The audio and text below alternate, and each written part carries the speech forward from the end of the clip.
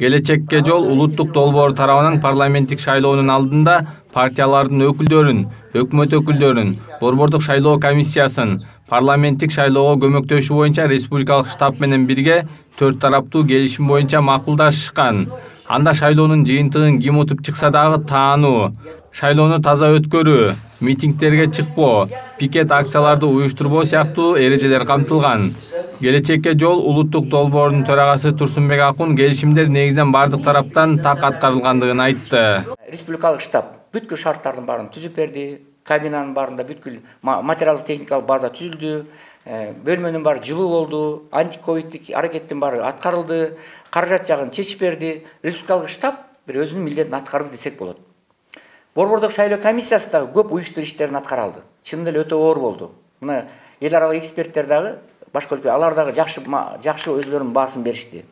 Борбордук шайлоо комиссиясы да көп ишти уюштуруучу иштерди аткарды. Аны биз таанышыбыз керек, көрүшүбүз керек. Аны билдик да. Бирок тилекке каршы олуттуу кемчиликтерге дагы жол берилип калганы бизди өкүнтөт.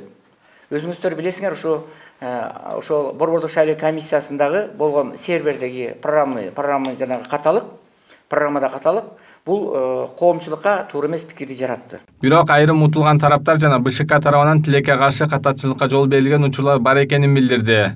Турсунбек Акун ошондой эле гендердик квотаны бөлүү боюнча дагы коомчулукта талкуу жаралып кеткенин кошумчалады. Биз дагы гендер саясатын колдойбуз. Аялдар 30%-тен кем эмес катышыш керек сөзсүз түрдө. Биз аялдардын болгонун биз колдойбуз. Бирок кандай болгон күндө дагы жанагы жободогу өзгөрүү бардыгы шайлоо күнүнө чейин өтүш керек болчу. Ошол дагы бул да катачылыкка жол берилди деп айтсак болот. Ошон үчүн мына ушул кетирилген эки ката жалпы шайлоого кандайдыр бир деңгээлде көлөкөсүн тийгизип койгон учур болду деп айтсак болот. Көлөкөсүн тийгизип койду. Анан ошон үчүн мен ойлойм, бирок кандай болгон анан саясий партиялар дагы катарга кетиргенге жол берип койду. Анткени алар дагы бул жерде жазган мына. Биз эгерде утула турган болсок, биз моюн сунабыз, анан уткан партияларды куттуктайбыз деген. Тилекке каршы кээ бир саясий партиялар акцияга чыкты, пикет кылды, митинг кылды, ушундай болду да. Кыргыз Республикасынын президентин жана жогорку кеңешинин депутаттарын шайлоо жөнүндө Конституциялык мыйзамынын 64-беренесинин 4-бөлүгүнө ылайык саясий партия алган мандаттарды бөлүштүрүүдө алгач саясий партия алган мандаттардын жалпы санынын 30%-нан кем эмеси добуштардын эң көп санын алган аял талапкерлерге бөлүштүрүлөт.